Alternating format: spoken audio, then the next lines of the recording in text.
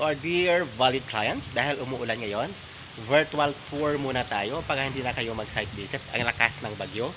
I'm here as of now sa site namin. So, let's see, no? We will check what's inside of our model unit. So yung lot area nito, it's 35 square meters.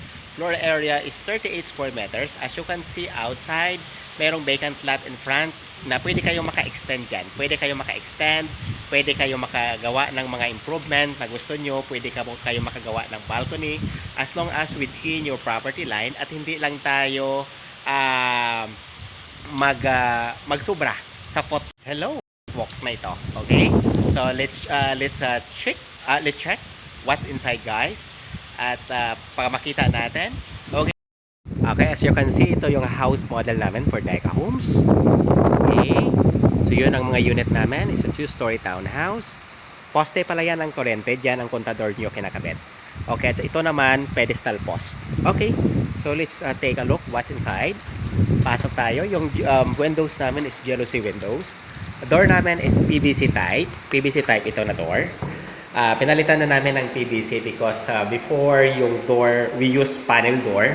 Yung panel door, it's a wood. Basically, it's a wood.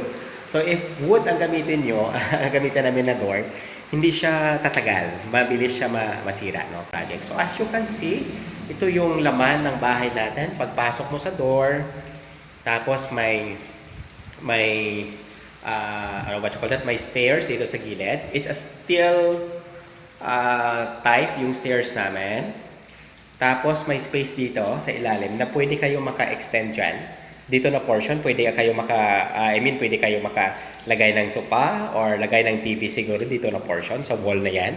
Ang iba kasi ginagawa nila, they put plywood in this portion sa gilid ng stairs. Pagkatapos, binabracket nila yung kanilang TV. Then sa ilalim ng stairs, gumagawa sila ng konting stock room para sa mga gamit nila. Okay? Then this portion, merong space tayo dito in this area. You can put this portion, pwede kayo maglagay ng living area or mga gamit nyo or dining area, this portion. Then move forward tayo. Ang likod na window, para na yan sa kitchen at the back of that door. Ang door kasi na yan, paglabas natin is provision for kitchen na yan. Tapos, ang bathroom natin dito na sa gilid. So, kung makita nyo, mag-turn over kami, ito na, naka-tiles na siya. Then, merong shower. May naka-attach na yan, may mga faucet na rin. Tapos, ang door namin, ito na rin, PVC type na door, ginagamit natin. Ang paint na ginagamit namin mag-turn over, ito na talaga yung actual paint ng turnover. Tapos, may mga socket naman tayo, nakita nyo. Ito ang socket, may socket tayo dyan. Tapos, dito meron din na. Okay? Tapos, at the back portion, when you open this door, actually mag-turn over kami. Kung makita nyo, open siya. Tapos, may isang bahay pa o may house sa likod. Okay. So, ang vacant lot dito sa likod na portion, 50-50 kayo ng neighbor mo. Okay. 50-50 kayo dyan sa likod na portion. Hati kayo dyan. Okay. Pwede kayo maka-extend ng kitchen. Ang iba kasi nag-extend pataas. Then, nag-extend sila ng ginagawa nilang stock room or additional room. Depende sa inyo, ha? Pero ang iba naman, ang extension nila sa taas, nag-extend sila ng additional bathroom. So, depende sa inyo. Pero kung may mga extension or improvement kayo, kuha lang kayo ng permit, ha? Bawal kasi mag-extend na wala tayong mga permit. At magpasok kayo ng gamit na walang permit, hindi pwede sa amin sa Deca Homes. Okay. Dito na. Balik tayo. What's inside? Then ito na siya, yung natin, yung flooring sa itaas. Ano to, ha? It's cement din. Yung buong structure ng bahay natin is cement. It's a precast wall panel. It's a load-bearing wall. Kung makita nyo, it's a load-bearing wall. Yung weight ng bahay is distributed proportionately sa sa mga walls. Okay? Makita nyo, load-bearing wall kasi nga nagamit natin. Kaya hindi ka makakita dito ng poste or ng beam dahil it's a load-bearing wall nga. Okay. Pag-akyat natin sa stairs, ito makita natin sa itaas. Okay. Yung stairs, kung makita nyo, naka-steel siya, is at steel type. Pero ang iba, nagagawa sila ng mga improvement. Yung portion ng steel sa gilid ng stairs, they put plywood or plyboard, depende sa inyo ha. Tapos sa stairs naman, kita nyo, may mga butas-butas siya. Ang iba, sa mga butas-butas na ito, they put also plywood or plyboard para makover siya. Then, magawa na sila ng mga design or whatever improvement na gusto nila. Then, above, sa second level, ito pala ang look ng second level natin. Okay? Yan. So, ang turnover namin in the upper portion, walang partition siya. Pero pwede naman kayo makalagay ng 2 bedroom dito sa itaas. Gusto nyo, ha? So, pwede naman, walang problema. Okay. Then, ang flooring natin, it's cement finish. Kanya-kanya na magpa-improve at magpa-tiles. Okay. Naka-jealousy type ang window natin in front. Gusto mo naman palitan ng sliding, wala namang problema. Depende na sa inyo, ha?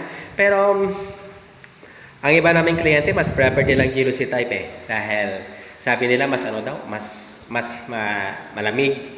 Ang pasok ng hangin, mas okay, mas madali. So, yun mas preferred usually ng mga client na okay na sila sa jealousy compared sa sliding. Okay, sa front portion, so bahala na kayo dyan kung whatever improvement ang gusto nyo. Basta, isipin nyo lang na kuha lang kayo ng permit dapat, ha? Kung may mga improvement kayo dyan. Okay? So, ito na. So, itong kesame natin, ang ginagamit namin sa kesame pala, it's fiber cement board. O parang drywall yan or iba sila tawag nilang high reflex, parang gano'n siya, no? So, ang trusses, ang ano naman natin, yung roofing natin, it's a long span. Makita nyo? It's a brown na ano na yan, na long span roofing. Tapos, meron kaming false gutter yan, ha? Ang tawag namin, after sa roofing, false gutter ang tawag natin dyan. Okay. Then, ang trusses na ginagamit namin dyan is steel. Wala tayong wood. So, kumbaga, sa mga anay o ano, wala tayong problema dito. Dahil structure ng bahay natin, full concrete. Tapos, wala tayong mga materials na delikado sa sunog. Okay? So, because it's a lifetime investment naman, so importante na secure tayo sa investment natin. So, yun, ito naman sa portion na ito, kung makita nyo, ito yung ano namin, circuit breaker. Makita nyo, yan ang circuit breaker natin. Okay. Tapos, ang window natin, usually, since ito siyang window, nag-advise talaga ako sa mga kliyente ko na ina-assist na maglagay sila ng grills dito sa ilalim, ha? Maglagay kayo ng grills dyan kung makita nyo jealousy kasi for safety purposes naman. Din sa door, pwede nyo naman yan since naka-doorknob siya. Pwede nyo naman ito ma-double lock. Like, maglagay kayo dito ng ano, maglagay kayo ng what you call that, isang lock pa dito na mas mahaba. Okay, maglagyan nyo ng isang lock na mas mahaba para mas secured yung unit nyo. Then ang iba, ang door naglagay pa sila ng ano ng grills. Depende na sa inyo, ha, kung paano nyo lagyan dyan. Ang iba wala naman, so kanya-kanyang diskarte naman. Pero sa akin lang, mas maganda na i-sure na lang natin, make sure na lang natin ang bahay natin safety para, of course, buong araw sometimes nagtatrabaho tayo, wala tayo sa bahay natin, so para at least ano naman tayo, comfortable naman kag mayroon tayong peace of mind na pag abot natin sa bahay wala tayong problema na manatnan doon. Okay guys, so to our dear valued clients, so thank you so much for watching this video. Kung gusto nyo magpa-schedule ng site visit at your convenient time, we have a daily site tripping schedule from Monday to Saturday.